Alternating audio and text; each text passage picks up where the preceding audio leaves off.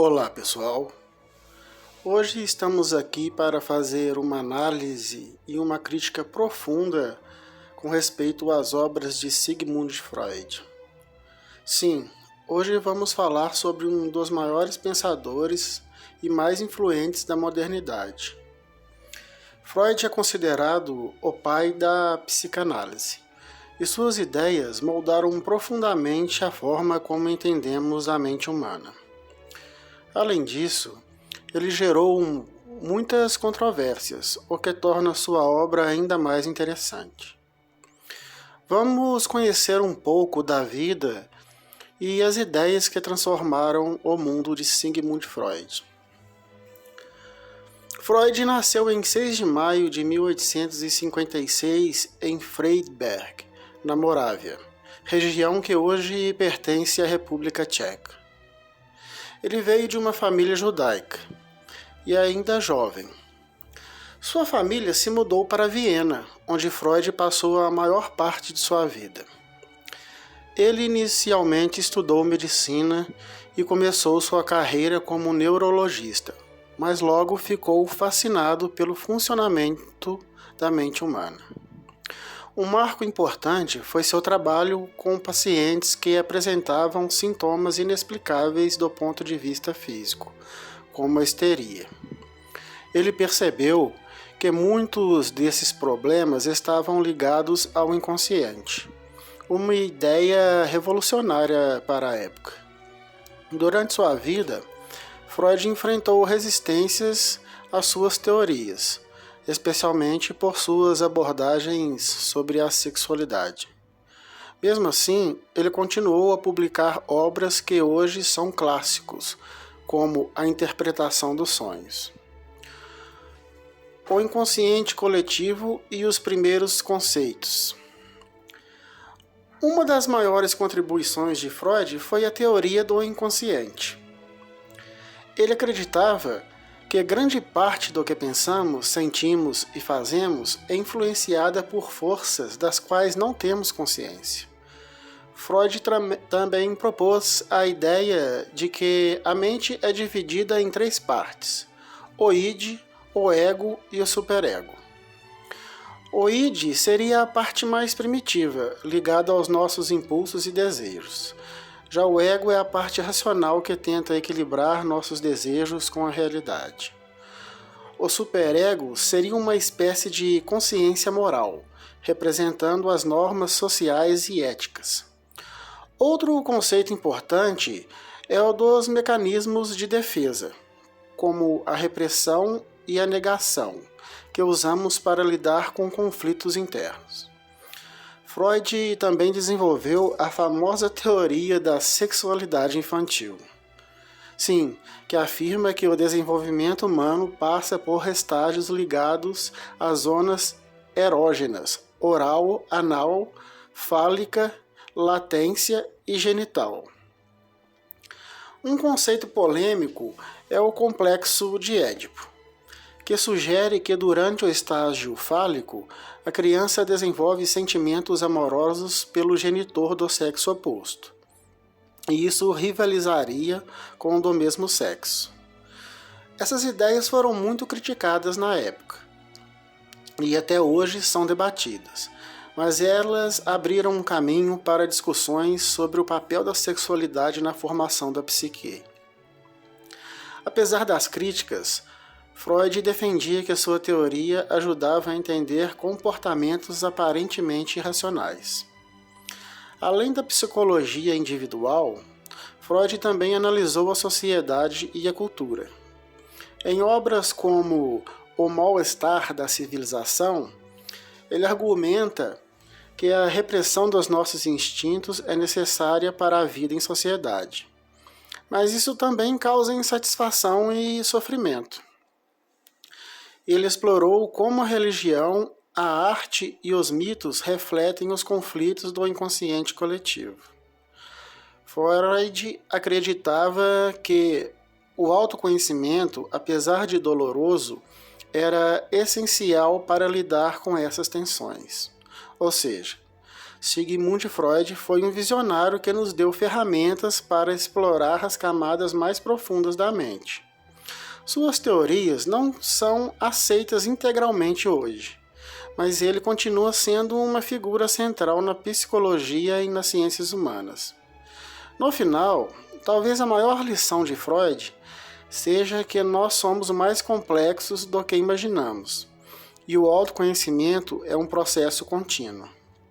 Em minha opinião, não com o objetivo de desmerecer sua importância, mas sim apresentar uma crítica construtiva de suas ideias, devemos analisar suas ideias do ponto de vista filosófico.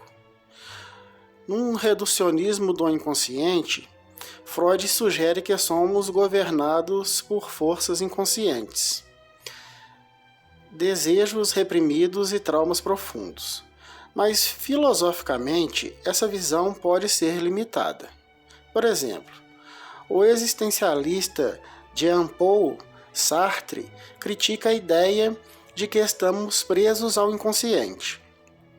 Sartre argumenta que Freud nos tira a liberdade, transformando-nos em máquinas de desejos inconscientes. Para Sartre, somos livres para criar nosso próprio significado e transcender nossas circunstâncias.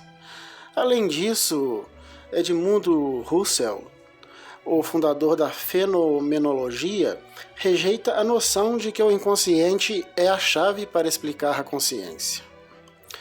Para Husserl, a consciência é ativa e intencional, ou seja, ela não é um produto de forças ocultas, mas uma relação direta com o mundo. Reduzir o ser humano ao inconsciente é ignorar nossa capacidade de consciência plena e escolha deliberada. Será que Freud não simplifica demais a complexidade humana? Como dito antes, falando da sexualidade como centro da psique, uma das ideias centrais de Freud é a teoria da sexualidade infantil, como dizemos, e o complexo de Édipo. Ele afirma nessas ideias que nossas experiências sexuais precoces moldam profundamente quem somos. Mas será que é adequado reduzir toda a psique humana à sexualidade? Aqui Martin Heidegger oferece uma visão mais ampla. Para Heidegger, o ser humano é definido por sua relação com o mundo, pelo tempo e pela busca de significado. Ele critica visões reducionistas, como a de Freud, que colocam a sexualidade no centro, ignorando outras dimensões fundamentais da existência, como a angústia diante da morte ou a necessidade de autenticidade. Além disso, a fixação de Freud na sexualidade ignora experiências humanas profundas que não estão diretamente ligadas a desejos sexuais. Pensem, por exemplo, na arte, na própria filosofia ou na espiritualidade. São expressões da nossa humanidade que vão muito além do impulso sexual. Refletindo um pouco sobre religião e cultura, em sua obra O Mal-Estar na Civilização, Freud argumenta que a religião é uma forma de ilusão criada para lidar com nossos medos e desejos reprimidos. Mas será que essa visão explica completamente a profundidade da experiência religiosa? Filósofos como Paul Ricoeur oferecem uma resposta interessante. Ricoeur afirma que Freud interpreta a religião apenas como sintoma de repressão, ignorando assim o seu papel simbólico e transformador. A religião não é apenas uma fuga.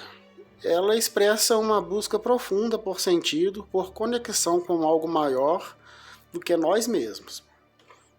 Além disso, Freud reduz a cultura a um eterno conflito entre desejo e repressão. Mas será que essa visão não ignora a criatividade humana? Filósofos como Hannah Arendt nos mostram que a cultura é fruto de nossa capacidade de agir e criar coletivamente, não apenas um reflexo de conflitos internos. Se tratando da ética e liberdade humana, Freud apresenta o ser humano como uma espécie de prisioneiro de seu inconsciente, mas isso levanta questões éticas importantes. Se estamos dominados por forças inconscientes, como podemos ser considerados responsáveis por nossas escolhas e ações? Immanuel Kant traz uma perspectiva diferente. Para Kant, a dignidade humana está na nossa capacidade de agir de forma ética e racional, não como resultado de impulsos, mas por escolha consciente. A filosofia kantiana nos lembra que o ser humano não pode ser tratado como um objeto a ser analisado, mas como um sujeito livre e autônomo. Assim, a visão de Freud, embora útil em muitos contextos, pode ser acusada de desumanizar o indivíduo ao negar sua liberdade essencial. Vemos então que Sigmund Freud foi, sem dúvida, um dos maiores pensadores da modernidade. Suas ideias sobre o inconsciente e a psicanálise abriram novos caminhos para entender a mente humana. Mas, filosoficamente, ele apresenta limitações importantes. Sua visão reducionista do inconsciente, sua ênfase excessiva na sexualidade e sua abordagem limitada da religião e da cultura são problemas a se questionar. Pensadores como Sartre, Heidegger, Haeckel e Kant nos convidam a ir além de Freud, reconhecendo que o ser humano não é apenas governado por forças ocultas, mas também pela liberdade, pela criatividade e pela busca de significado. Bem, o que vocês já acharam do vídeo? Faz sentido questionar Freud dessa maneira? Deixem suas reflexões nos comentários e, se gostaram do vídeo, não se esqueçam de curtir e compartilhar e se inscrever em nosso canal. Até a próxima!